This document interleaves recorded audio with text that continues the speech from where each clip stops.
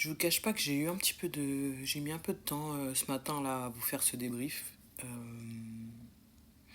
Certains disent qu'il faut pas être dans la culture de l'instant, que que voilà, faut pas quand à l'OM tout se passe bien, c'est génial et quand ça se passe mal, tout le monde crie au scandale etc. Mais j'ai envie de vous dire les gars, moi ce club me passionne, c'est viscéral. Je- il me crée des émotions. Donc ces émotions-là, elles sont positives quand ça va, mais elles sont négatives quand ça bug. Et là, je vous avoue que j'ai des sentiments négatifs. Voilà. Bonjour à tous et à toutes. Je pense que je suis pas la seule dans ce mood. Je vois pas tout noir, mais à un moment, il y a une phrase que j'aime beaucoup qui dit: la clé du bonheur, c'est d'accepter d'être triste. Donc, demain est un autre jour. Aujourd'hui, j'ai les boules.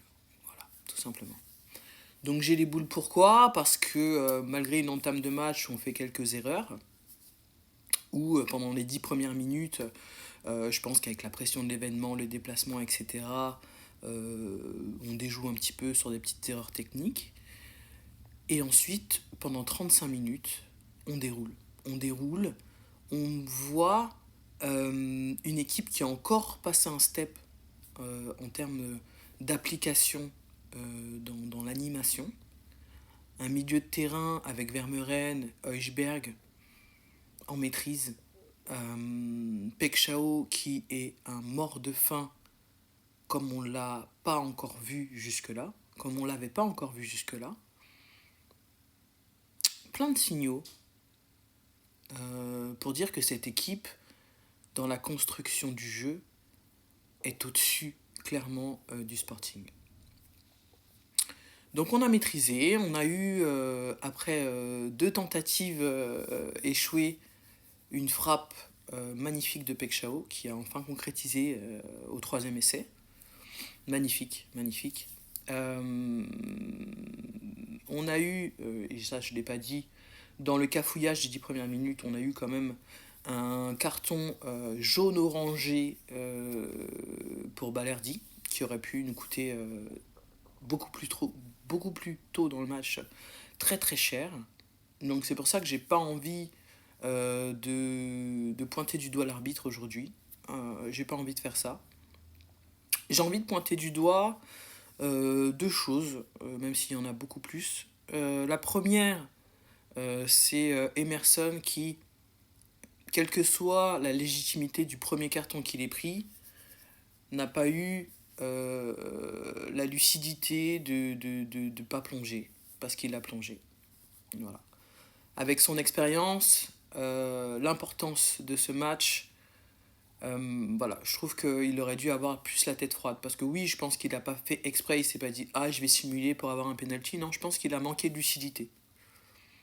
Et c'est là où on attend ce genre de joueurs avec l'expérience qu'ils ont, le bagage qu'ils ont.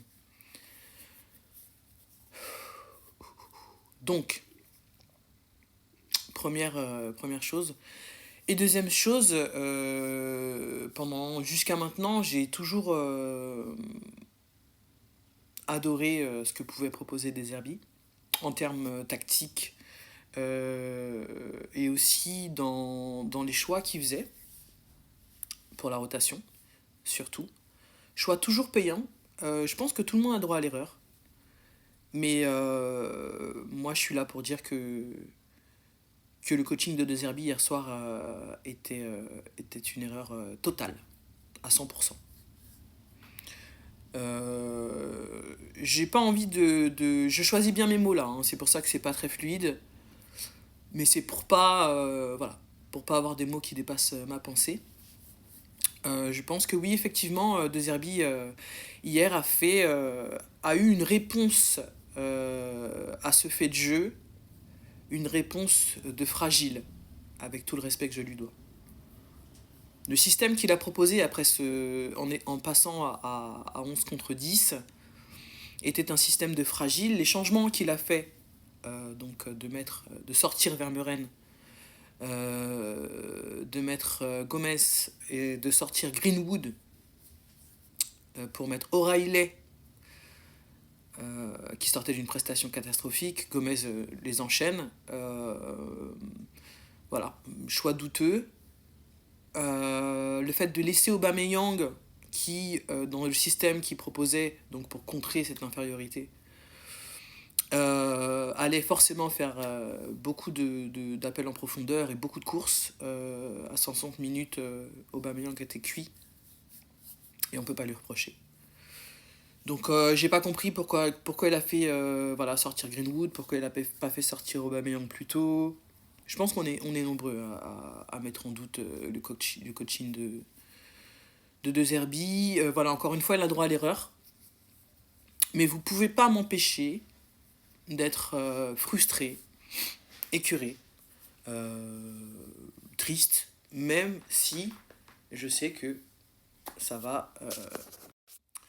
même si je sais qu'on doit continuer à voir les objectifs globaux et qu'on est encore en course pour les 16e, la qualification des 24. En championnat, on a encore des beaux matchs à venir. Voilà. Je ne perds pas, je ne perds pas l'objectif de vue, les objectifs de vue, mais j'ai le droit aujourd'hui d'être déçu par ce qui s'est passé hier soir. Voilà. J'ai le droit d'être déçu, on a le droit d'être déçu, on a le droit de dire que les choix étaient merdiques, qu'Emerson a floppé dans son attitude, que Greenwood aurait pu être plus clinique devant les cages, qu'on aurait pu, avant même ce carton rouge, être à 2-3-0. On peut dire aussi qu'on n'a pas compris, moi j'ai pas compris les frappes à 50 mètres, 60 mètres, je comprends pas.